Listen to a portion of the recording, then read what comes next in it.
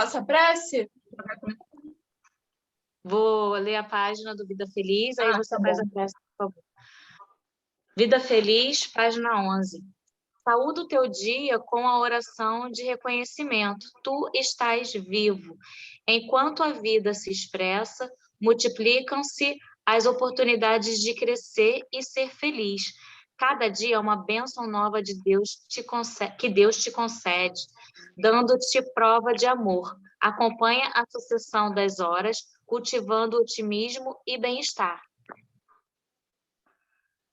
Bom, vamos fechar os nossos olhos, acalmar a mente, o coração, ficar à vontade onde estamos, né, agora, tentar relaxar o máximo possível e agradecermos por estarmos aqui hoje, por estarmos unidos em mais uma quarta-feira de estudo do nosso NEP, agradecer a toda a espiritualidade amiga que nos inspira e que está aqui conosco para auxiliar no trabalho, no estudo. Muito obrigada ao nosso Deus, nosso Pai, ao nosso amado Mestre Jesus, que sem Ele não teríamos esse Evangelho para estudarmos. Gostaríamos, enfim, de agradecer e pedir inspiração, pedir harmonia, tranquilidade, para que a gente possa ir galgando, né, de pouquinho em pouquinho, entendendo de pouquinho em pouquinho essa palavra tão linda, tão eterna, né? Porque não adianta só estudarmos, né? Que a gente também consiga, além de estudar, levar, né, para o nosso coração, levar para o nosso dia a dia, para as pessoas que amamos e para as pessoas que estão próximas de nós. Que possamos ser luz, que possamos ser equilíbrio em nossas vidas e equilíbrio na vida de quem nos cerca também. Muito obrigada, Pai, por darmos início a essa noite de estudo e conversa. Assim seja. Começa aí, Lívia. Bom, então, eu vou... O que você... já que hoje a gente vai ser mais simplificado, né? O que vocês acham de eu falar tudo que eu tenho, e aí cada uma fala também tudo que tem, né? O que você acha, Su? Pode ser? Vou fazer assim, então, tá? Primeiro eu vou só ler a passagem para refrescar a nossa memória. Vou fazer assim. Mateus, o capítulo 8, do versículo 5 ao 13, é a cura do servo de centurião, né? Então vamos lá. Entrando em Cafarnaum, aproximou-se dele um centurião suplicando-lhe e dizendo: Senhor, o meu servo está deitado em casa, paralítico, terrivelmente afligido por dores. Diz-lhe Jesus: Eu, indo, o curarei. Respondendo, disse centurião: Senhor, não sou digno de que entreis sob o meu teto, mas somente te expresses por palavra, e o servo será curado. Pois também eu sou um homem sob autoridade, tendo abaixo de mim soldados, e digo a este, vai, ele vai, e a outro, vem, ele vem, e ao meu servo, faze isto, e ele o faz. Ouvindo isso, maravilhou-se Jesus e disse ao que o seguiam, Amém vos digo, com ninguém em Israel encontrei tamanha fé. E eu vos digo que muitos virão do Oriente, do Ocidente, e se reclinarão à mesa com Abraão, Isaque e Jacó, no reino dos céus. Os filhos do reino, porém, serão expelidos para a treva exterior. Ali haverá pranto e ranger de dentes. E Jesus disse ao centurião: Vai, como crês, seja feito a ti. E o seu servo foi curado naquela hora. Bom, o meu quem, eu quis focar no centurião e no servo, né? Porque eles são as figuras principais, né? E o centurião, eu coloquei que ele é o o capitão, vamos assim dizer, né? Seria o nosso capitão, né, da nossa época, né? Hoje em dia chamaríamos ele assim, provavelmente, né? E é o capitão romano da época que liderava a tropa de elite do rei, né? Então, a gente vê como, né, era uma pessoa que muito provavelmente deveria ser totalmente contrária, vamos assim dizer, a Jesus, né? Porque era um capitão do Império Romano, enfim, tinha tudo para, né, ser até inimigo, né, de Cristo, devido à posição dele. Então é aí que a gente, com o estudo, né, que a gente percebe o quão ele foi, né, humilde em procurar Jesus e em se rebaixar num bom sentido, né? Enfim, de procurar essa ajuda mesmo, né, de coração. E o servo, né, que estaria abaixo, né, do centurião, provavelmente, né, porque eu li várias traduções, eu li umas 2 ou 3 traduções de Bíblias assim diferentes. Então, tem tradução que tem servo, tem tradução que tem soldado, menino. Então, era alguém, o certo, né, é que alguém abaixo do centurião, isso a gente já sabe, né, de fato, ou até mesmo poderia ser um escravo jovem, né, subordinado, né, a esse centurião, né, a esse capitão. Então, a tradução fica bem em aberto, assim, vamos dizer. Mas o que a gente precisa saber disso é que ele estava abaixo, né, desse centurião. Então, aí a gente vê como, mais ou menos, a gente sabendo, né, dessa situação, a gente entende, né, que o centurião acima pede auxílio a essa pessoa que está abaixo dele, não importa se é um soldado, se é um escravo, a gente percebe que era alguém inferior a ele na posição hierárquica, vamos assim dizer. O meu onde, né, a gente muda um pouco o cenário, né? A Fátima colocou um vídeo, eu não consegui ver, não tive tempo de ver, mas eu vou assistir. E era Cafarnaum, né, que ficava ao norte do Mar da Galileia, próxima de Betsaida e Corozaim, enfim, ficava perto dessas cidades. E o período a gente sabe que é mais ou menos, foram os últimos anos, né, de Jesus aqui no plano material, né, que é de 30 a 33 depois de Cristo, né, mais ou menos isso. A gente sabe que tem a margenzinha de erro, né, aquele cálculo, né, que a gente já sabe como funciona.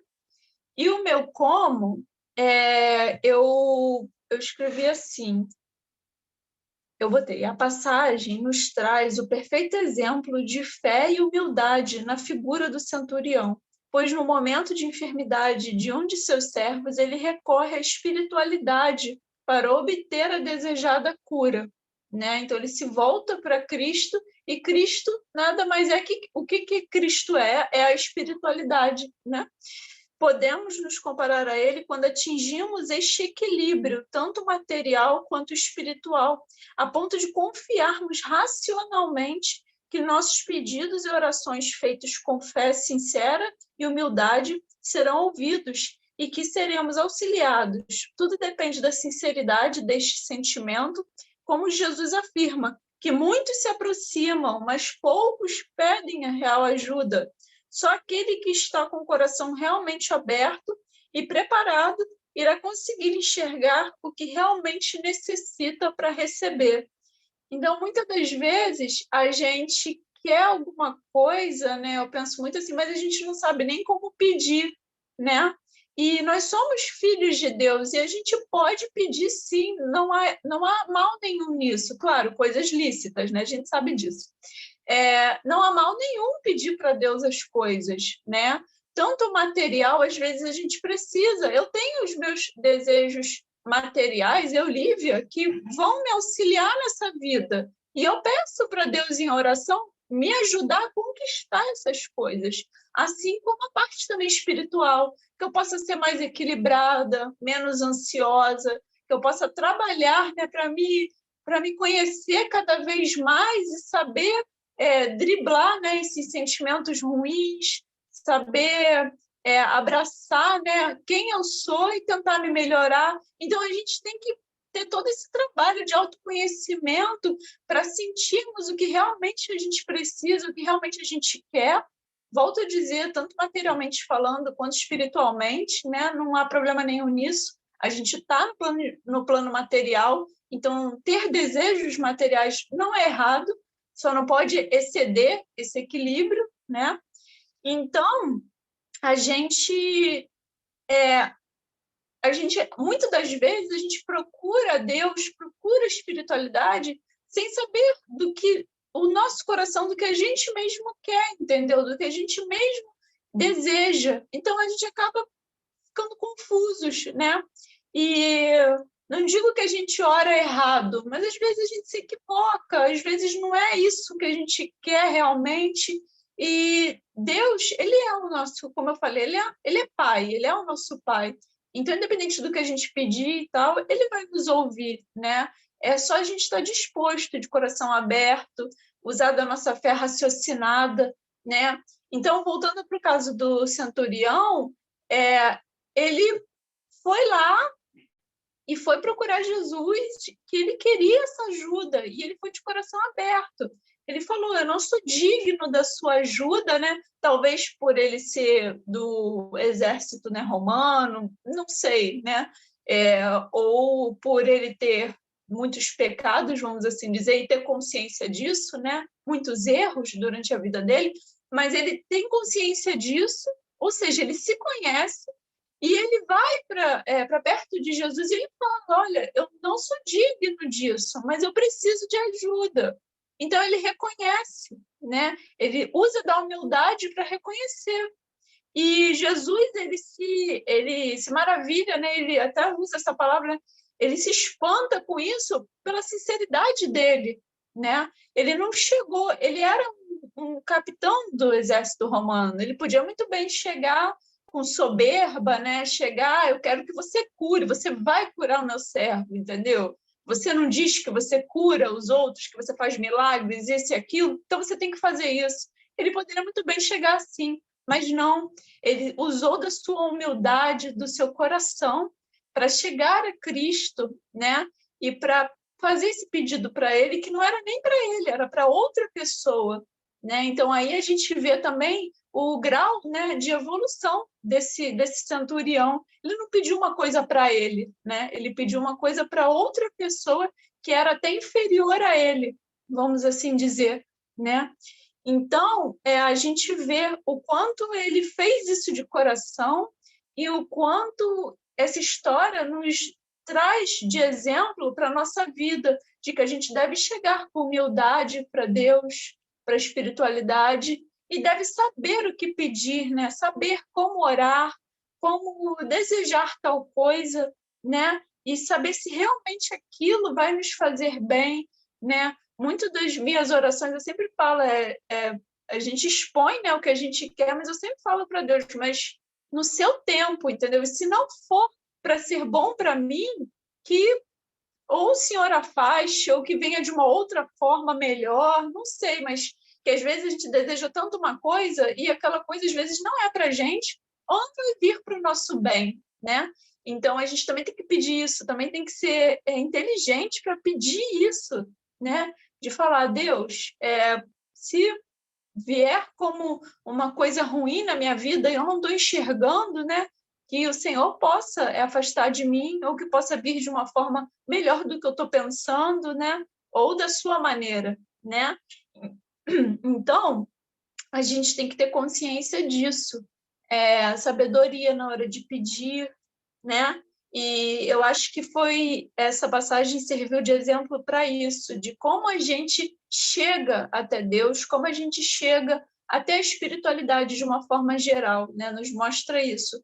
Como a gente faz esse pedido, como exatamente isso, como a gente se aproxima, né? E esse autoconhecimento, o que realmente eu estou querendo, né? O que realmente eu preciso, né? Então, eu acho que foi isso que, quando ele chegou, ele foi de coração aberto, foi com humildade, com respeito, né, a Jesus, e eu acho que foi por isso exatamente que o servo, né, o soldado, enfim, foi curado, né? Em primeiro lugar, claro, por Jesus, né? Mas também pelo comportamento desse centurião, né? E é o que Jesus fala, que muitos chegam até ele, né? Ele fala que né? Amém vos digo não encontrei com tamanha fé. Peraí que eu perdi.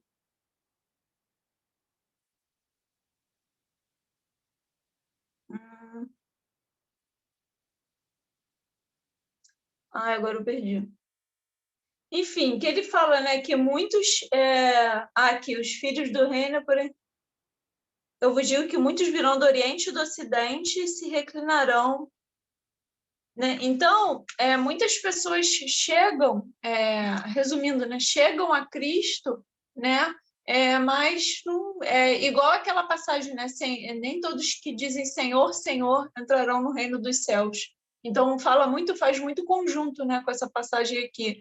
Não adianta a gente vir da boca para fora, Senhor, Senhor, e dentro do nosso coração. A internet caiu, tá? Aí eu estou voltando agora, desculpa aí. Tá ok. E não adianta a gente falar Senhor, Senhor, e dentro do nosso coração não ter esse sentimento, né? Então, acho que essa foi a minha fala de hoje. Foi o que eu falei, ficou simples, mas ficou de coração, entendeu? Então, repete tudo de novo, porque eu não ouvi! Tô brincando. Tô brincando. Na hora que você começou a falar, minha internet caiu. Brincadeira, hein? Inclusive, quando ela começou, aí eu procurei aqui, né? Não tinha. Aí eu falei, gente, cadê a Márcia? Falei, será que aconteceu alguma coisa que eu brinquei logo assim que a gente começou? Eu falei assim, dá seus pitacos sim. Eu falei, será que... Porque a gente sempre está pensando, será que eu estou falando alguma coisa de errado? Fiz alguma coisa de errado que eu falei na questão do pitaco? Eu falei assim, eu só falei o que ela falou, né? Eu falei, depois eu vou pedir desculpas se ela entendeu de alguma forma diferente, porque a gente se preocupa com uma coisa que não é para se preocupar. Mas é uma coisa assim, é interessante a gente parar para pensar, porque em vez de a gente soltar, tipo assim, a gente ser o que a gente é, porque a gente não está agredindo ninguém. A gente se preocupa se vai ofender o irmão, e na verdade não tem a ver, né? Mas foi só isso que eu queria colocar aí em relação à Márcia, porque eu senti falta de você. Que bom que você voltou devido à questão da internet. Oi, menina, a internet, o negócio me desconectou sozinho. Aí meu marido tirou da tomada, ligou de novo, eu tive que esperar as luzinhas acenderem do aparelho, né, para poder voltar. Que bom. Então, o que a Lívia falou, eu achei tudo tão bonito, porque ela falou em alguns momentos das coisas dela, né? A intimidade dela, e a gente vê assim, ninguém é diferente de ninguém, né? A gente só está em situações diferentes, né? Somos individualidade, mas pensar na proposta do centurião, né? E pela essa ideia, eu vou voltar na semana passada, que no final a gente até comentou a respeito, levantou a ideia, né? Porque foi falado, né? Semana passada sobre a fé, a humildade, a gente falou também um pouquinho de preconceito. E eu até comentei, né, que esse estudo foi um estudo que, assim, não que os outros não tenham tocado, mas esse estudo mexeu um pouco, assim, meio que foi lá no fundinho, sabe, de mim, assim, porque como eu falei até a semana passada, a questão de tratar os preconceitos.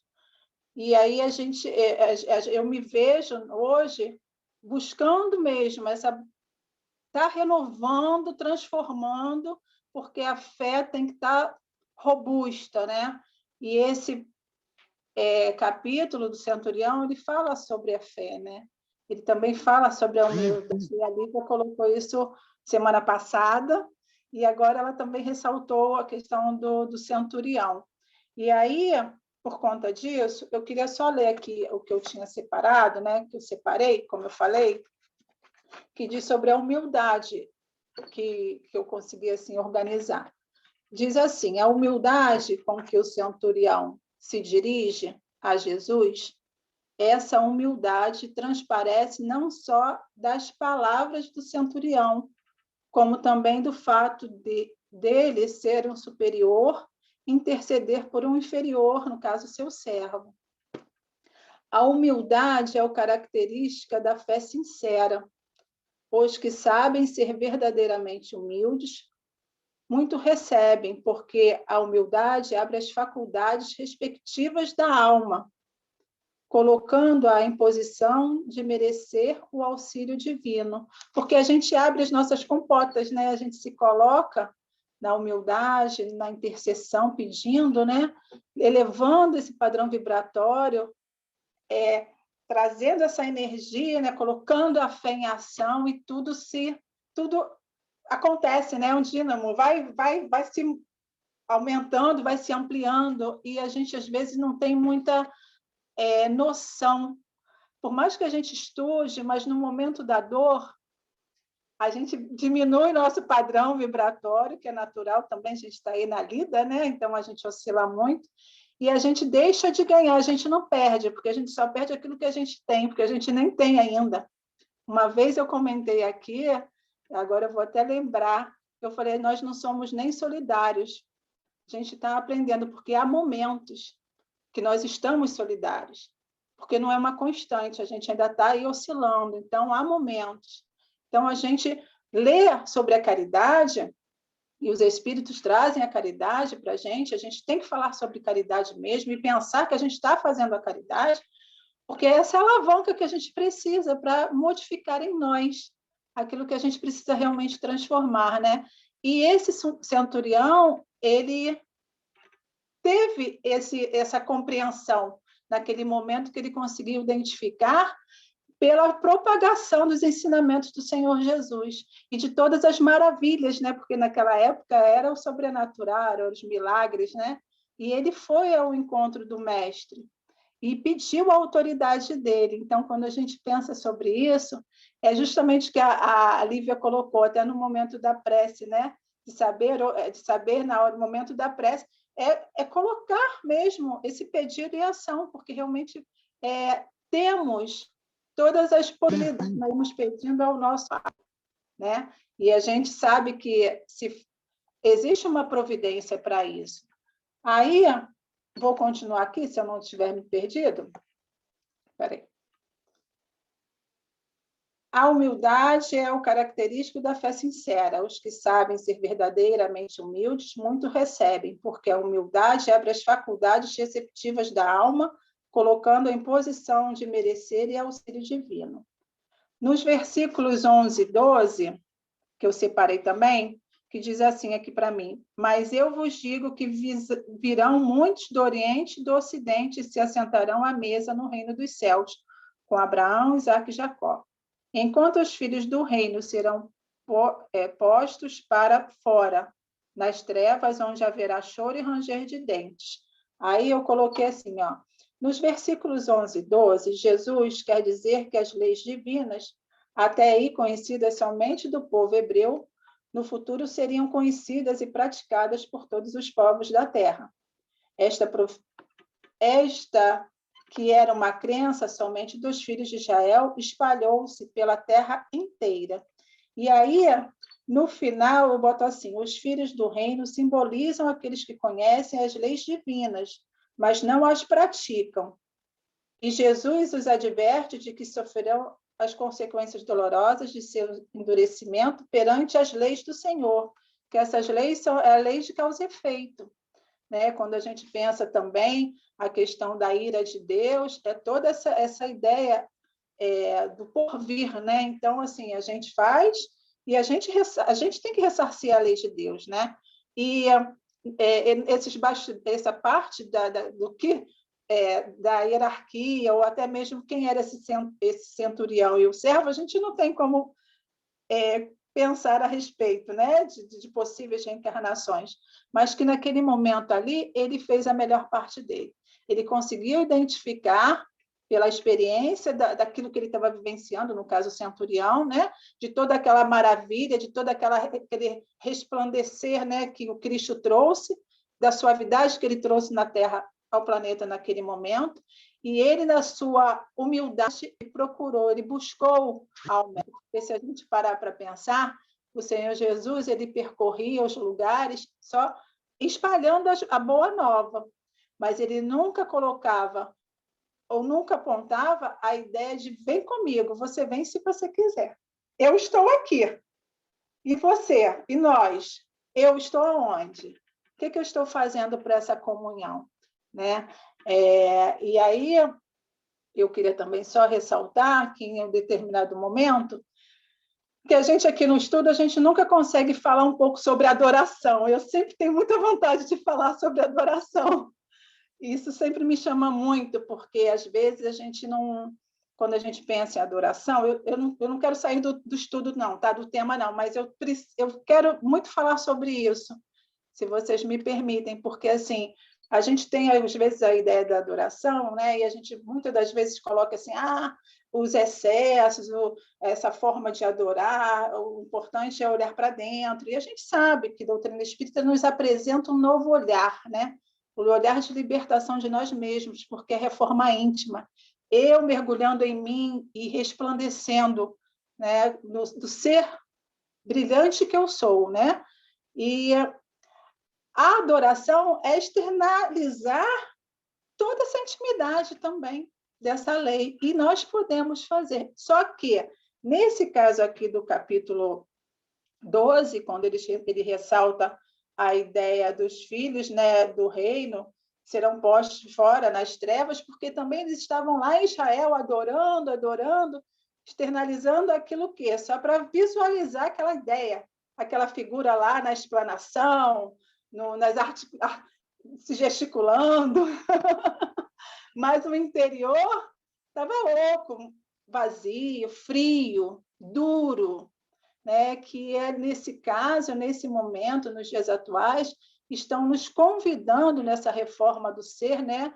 Hoje em dia, com a ideia da psicologia emocional, né? A gente está na era da emoção, tudo fervilhando, nós estamos buscando para o futuro o ser espiritual. Então, assim, muita dureza nos dias atuais, mas que nós possamos vibrar em espírito e verdade, trazendo mesmo essa adoração externa, mas modificando primeiramente aqui dentro, mas que também é necessário louvar, bendizer o nome do Senhor, que faz parte também da obra, né? Da criação, porque somos nós, espíritos caminhantes em busca dessa felicidade e desse reino, né? Vindouro. Então, foi isso que eu consegui preparar aqui, escrever um pouquinho. E eu falei sobre adoração, não sei se tem alguma coisa a ver, mas eu quis englobar essa ideia da adoração, porque às vezes a gente fica sem saber e a gente é tudo e mais um pouco, né? Porque nós somos filhos de Deus. Então, é isso.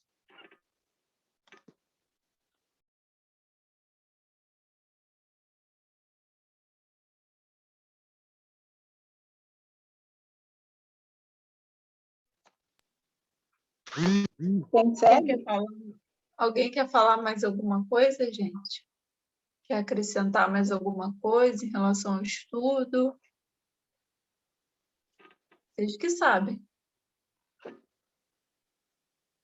Eu queria falar da questão da inteligência emocional. Eu falei da questão da emoção, né? Eu não esqueci da ideia, mas a inteligência emocional.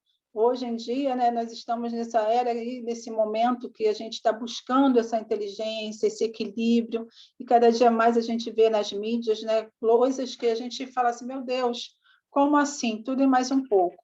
E aí eu queria também falar um pouquinho que agora eu estou me permitindo até ver alguns noticiários, porque a gente também não pode ficar alheio a isso, né? Porque às vezes é tão chocante que meio que remexe assim. E eu falei, não, eu preciso estar a par do que está acontecendo, mas eu tenho que estar me equilibrando para eu seguir adiante, porque eu estou aqui, estou caminhante, estou nada. E esse momento da nossa atualidade, né, dessa busca, desse equilíbrio emocional, é um momento que nós precisamos mais do que nunca desses estudos para reforçar em nós, para modificar em nós, para nós ascendermos, sair dessa dureza que o mundo convida, para colocar mais luz e amor no mundo, né? Então, para a gente pensar, porque o centurião ele fez isso, né? Ele buscou, mesmo numa época de caos, ele fez a parte dele, né? Junto com o seu servo, junto na presença do Cristo. Então, é isso. Márcia, eu acho que você está querendo falar, mas tá desligado. Ela está falando com a gente? Bom, não tá. Se ninguém quiser... Não, é que meu filho veio me perguntar um negócio. Se ninguém quiser mais acrescentar nada, a gente encerra, vocês é que sabem. O próximo estudo são só 2 versículos, o 14 e o 15, que é a cura da sogra de Pedro. Então, a gente podia fazer aquele combo, né? Tudo no próximo encontro. Então, vai ficar as palavras, a visão espírita e as perguntas do NEP, né? Quem, quando, como, faz tudo, porque 2 versículos, muito pouquinho, né? A gente acredito que em 1 hora, 1h30, a gente consegue estudar esses 2 versículos muito bem. Então, a gente pode encerrar agora, hoje, o que vocês acham? Pedir a Márcia para fazer a prece final, pode ser, Márcia? Tem barulho aí? Pode. Faltam 3 minutos perguntar... para ir. Tá. Posso fazer a oração? Vamos fazer.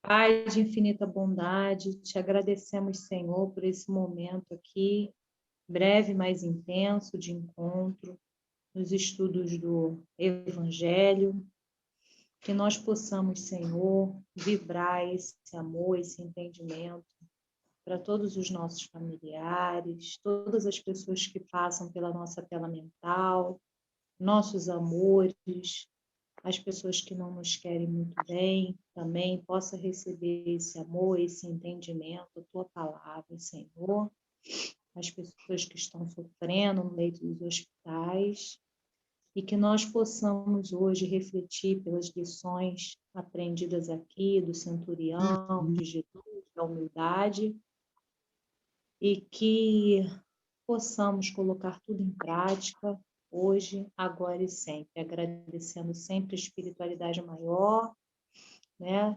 A espiritualidade que auxilia nosso grupo, e estendendo também a todos que não puderam estar aqui por algum motivo, todo o bem recebido.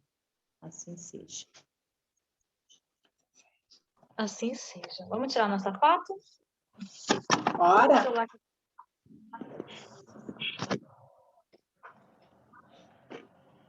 1, 2, 3 e sorrindo. Pronto, pode se mexer. Estava sentindo falta disso. Eu gosto quando ela fala.